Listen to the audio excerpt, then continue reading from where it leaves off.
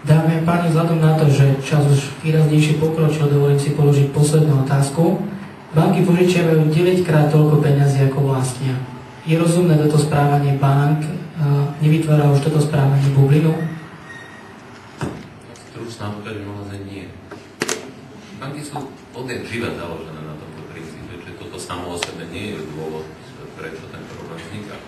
Mimochodom, keď kolega teraz hovoril o Anne Schwarz a o Schwarz a o Miltonovi Friedmanovi, tak vlastne to, k čomu došlo v tých posledných 7-8 rokoch, bolo, že to, o čom sme tu obidvaja hovorili, o tých credit default swapoch a sekuritizácii a tom všetkom, o expanzii, to bolo vlastne porušenie monetárnej teórie Friedmanovej, ktorý vlastne, jeho teória je založená na tom, že prísun peňazí by mal byť stabilný a kontrolovaný.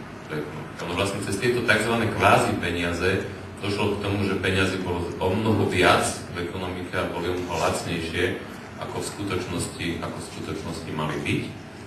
A druhá vec, ktorá tam je, že sa nezohľadňovalo to riziko a ten morálny hazard, o ktorom sme hovorili. Čiže bankový biznis je založený na tom, že sa podniká s cudzými peniazmi, čo mimochodom aj znamená, že tá regulácia, dohľad je potrebná, ale znamená to zároveň, že keď sa svet mení tak, ako sa mení, tak je to čím ďalej tým viac zložitejšie.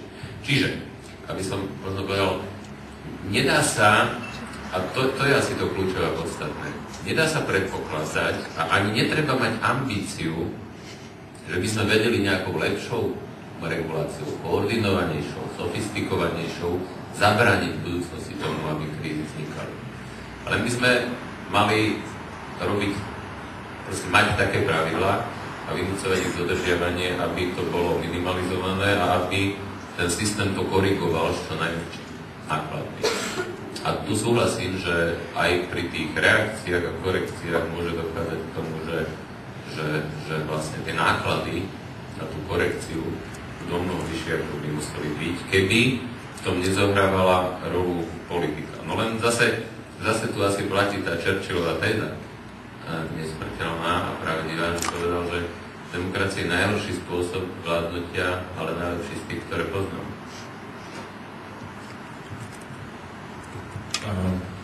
Podľa mňa to nie je správne. Podľa mňa nie je správne, že banky sú jediné inštitúcie v ekonomike, ktorým je dovolené požičiavať si na krátko a požičiavať na dlho. To je práve ten rozdiel, že vy sa tvárite na jednej strane, že tie zdroje naozaj máte, že stále máte to peniaze na účte, na druhej strane požičiavate na dlhodobé úvery. No to nie vždy tak bolo, ono to bolo pred 170 rokmi, asi to tak ešte nebolo.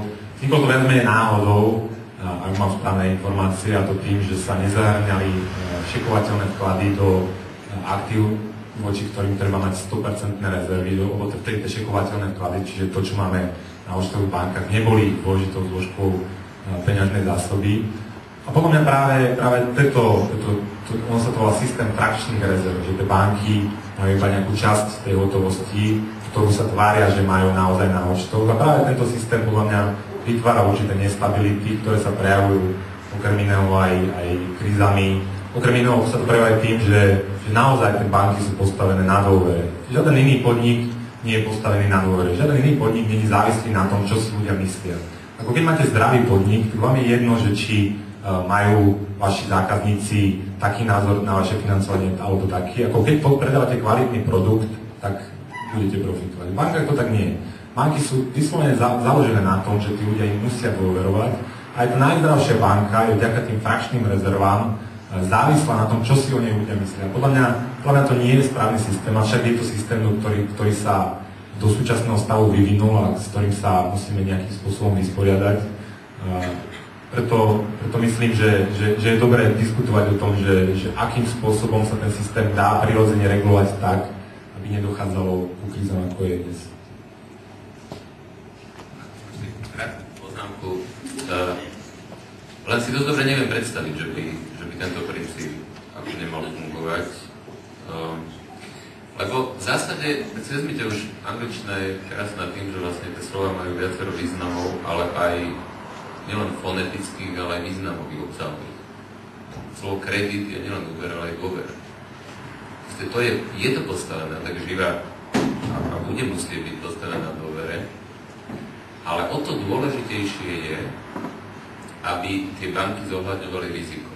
To, k čomu došlo, je, a to sa zhodli, že sa vlastne to riziko prestalo zohľadňovať. Z dôvodov rôznych, ktoré si spoločne pomenovali, že tam asi bude problém, aby o to viac v bankovom sektore, ktorý je založený na dôvere, aby o to viac to riziko morálneho hazardu tam bolo minimalizované a to zohľadňovanie rizik, ktoré súvisia, bolo brané vždy v úvahu.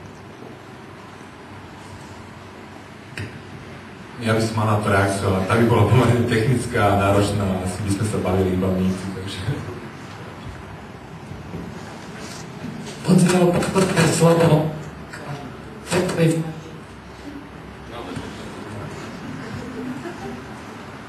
Ešte raz ďakujem. Odznelo posledné slovo k problémom svetovej finančnej krízy. Páni, ja vám veľmi pekne ďakujem, že ste prišli do Trenčína, do klubu Lúč.